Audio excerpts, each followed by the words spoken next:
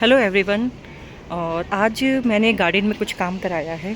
काम वो है कि जैसा कि आप देख रहे हैं वहाँ पे मेरे सारे प्लांट्स नहीं हैं इस टाइम पे, तो मैंने उनको उठा के बालकनी में शिफ्ट किया है। इसलिए क्योंकि अगर आप देख रहे होंगे कि जो ये मेरा लॉन में लगा हुआ बैम्बू प्लांट है वो ओवर ग्रो कर गया है, तो उसकी आज मुझे कटिंग करवानी थी। तो मैंने आज माली भैया को बुलवाया था घर पे।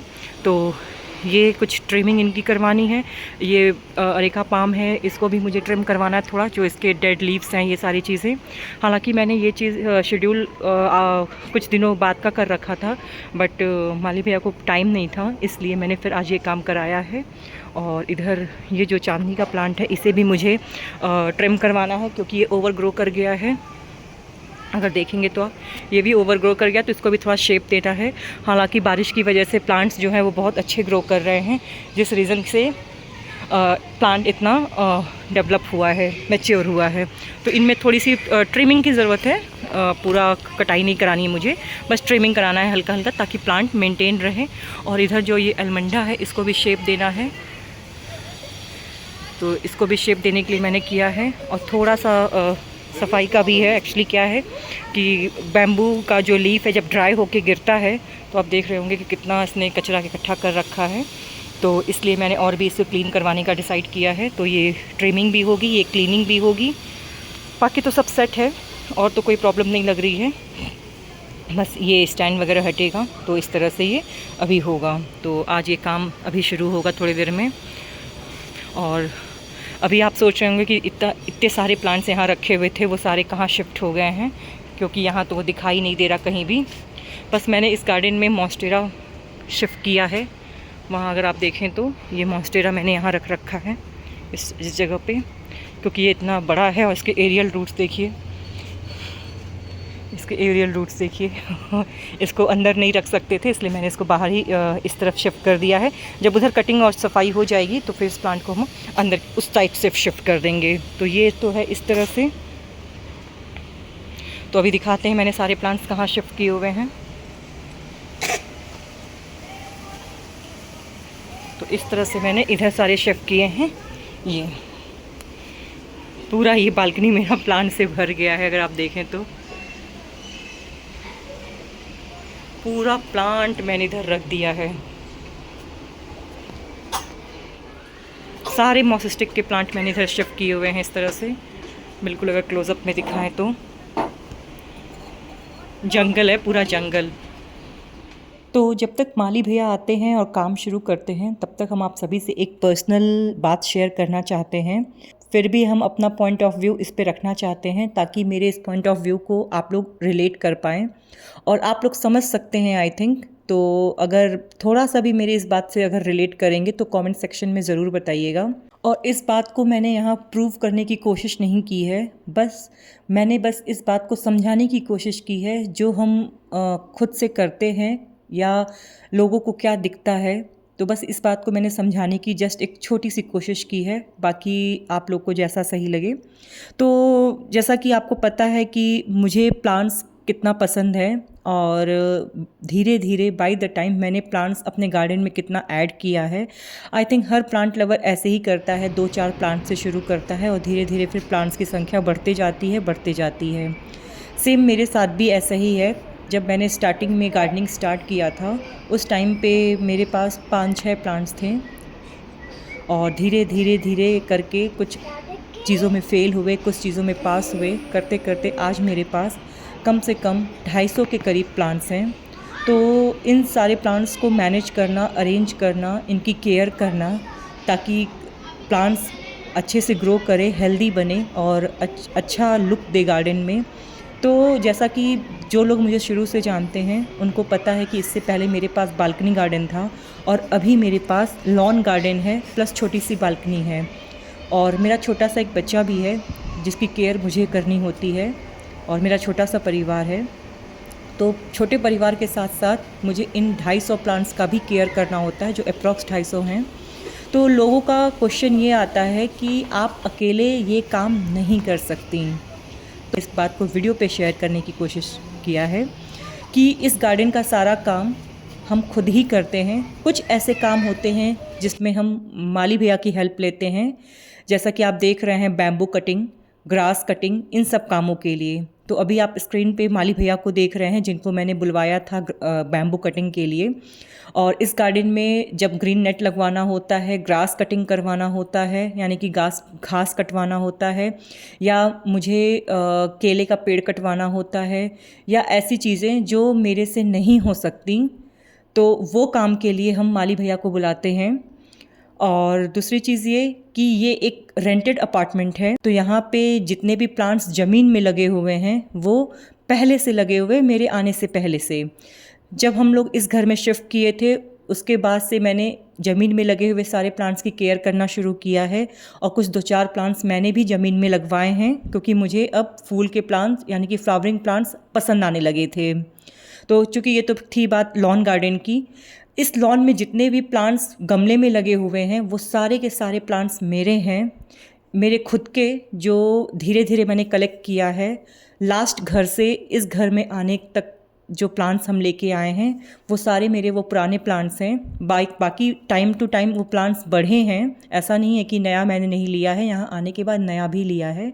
बट इन सारे प्लांट्स के साथ जो मेरा इमोशनल टच है वो मेरी फीलिंग्स है, उनको हम किसी से शेयर नहीं कर सकते। मेरे पौधे, मेरे प्लांट्स को हम किसी से भी शेयर नहीं कर सकते। शेयर नहीं कर सकने का मतलब ये नहीं है कि हम अपने प्लांट्स किसी को देना नहीं चाहते।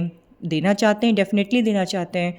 बट जब लोग ये कहते हैं कि आप किसी और से काम करवाते हैं, तो अब मुझे ये फील होता है कि नहीं, सारा काम जब हम खुद करते हैं तो उसका क्रेडिट हम किसी और को क्यों दें। तो मेरा बस यही कहना है कि अपने गार्डन का हम ज़्यादा से ज़्यादा काम खुद ही करते हैं, जैसे कि पानी देना, गार्डन की साफ़ सफाई करना, गार्डन में झाड़ू लगाना, पत्तों की सफाई करना, पौधों की सफाई करना, पत्तियों को सड़ी गली पत्तियों को हटाना, छोटे मोटे प्रूनिंग, रिपोर्टिंग, सॉइल मिक्सचर बनाना, ये सब सारा काम हम करते हैं। माली भैया की हेल्प तभी लेते हैं जब मुझे कुछ ऐसे काम कराने हो, मुझसे वो चीज़ नहीं हो सकती, उन्हीं चीज़ों के लिए हम माली भैया को बुलाते हैं। हाँ, डेली कुछ ना कुछ थोड़ा बहुत गार्डन का काम करने से मेरे गार्डन में काम कम रहता है और मुझ पे बर्डन नहीं आता। तो ये तो थी एक चीज़। दूसरी चीज़ ये कि मेरे पास एक डॉग है। आई थिंक मैंने कुछ वीडियोस में आप सभी को उससे मिलवाया भी है। तो मेरे पास एक डॉग है, तो ये रूल डॉग पे भी अप्लाई होता है और मेरे घर वालों पे भी अप्लाई होता है कि मेरे प्लांट्स को कोई भी टच नहीं कर सकता सिवाय मेरे। यहाँ तक कि हम अपने घर वालों को कभी पानी डालने के लिए भी नहीं बोलते, ना कभी प्लांट्स या झाड़ू के लिए नहीं बोलते, ना साफ़ सफाई के लिए बोलते, किसी भी चीज़ों के लिए नहीं, क्योंकि मुझे बिल्कुल भी पसंद नहीं है कि मेरे प्लांट्स को कोई डिस्टर्ब करे, डैमेज करे। टोबी जो कि मेरा पेट डॉग है, वो गार्डन में अगर खेलने भी आता है तो भी उसको हम अलाउ नहीं करते कि मेरा कोई प्लांट्स वो गिराए। इन केस कोई डैमेज होता है तो उसकी भरपाई फिर मेरे हस्बैंड करते हैं मुझे नया प्लांट दिला के। तो आप सोच सकते हैं कि मुझे कितना पसंद है प्लांट, कि हम अपने घर वालों तक को नहीं टच करने देते हैं। फिर आप लोग ऐसे समझते हैं कि मैंने माली भैया से काम करवाते हैं या कोई हेल्पर रख रखा है, तो ऐसा बिल्कुल भी नहीं है।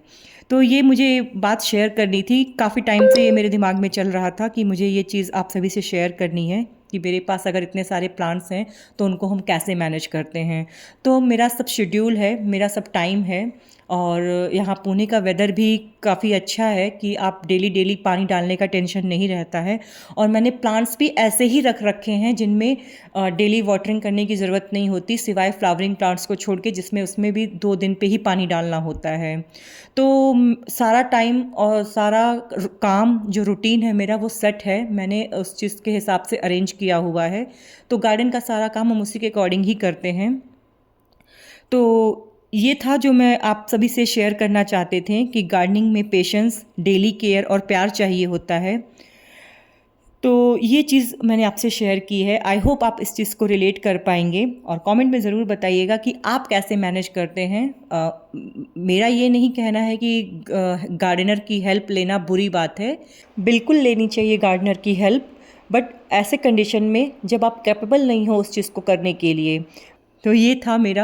अब मिलवाते हैं, माली भैया आए हैं और ये ग्रास कटिंग बैम्बू कटिंग वगैरह किया है। अब कटिंग करने के बाद मेरा जो रूटीन है वो हम आप सभी से शेयर कर रहे हैं।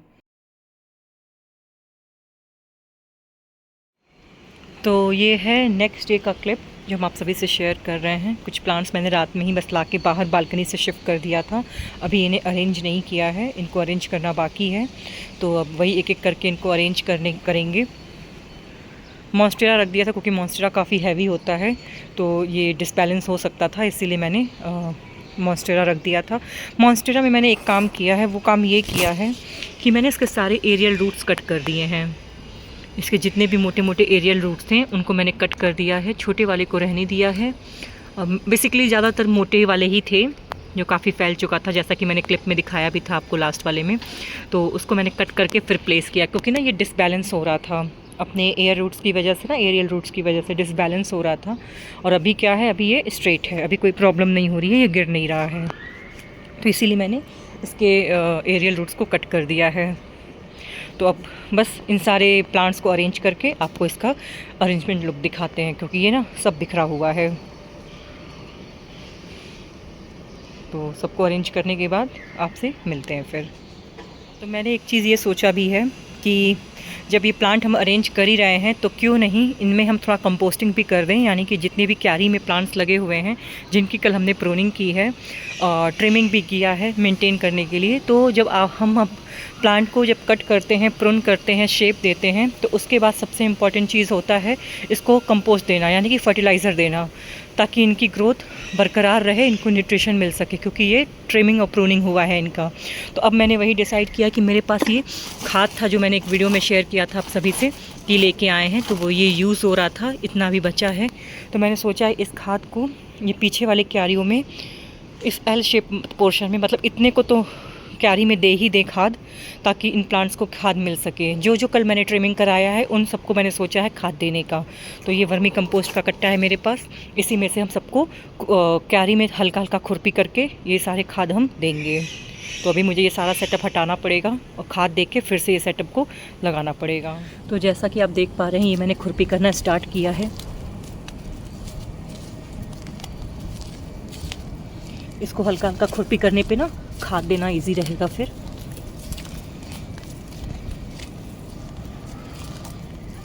इसको वहाँ तक पूरा एल शेप में करेंगे आज केवल।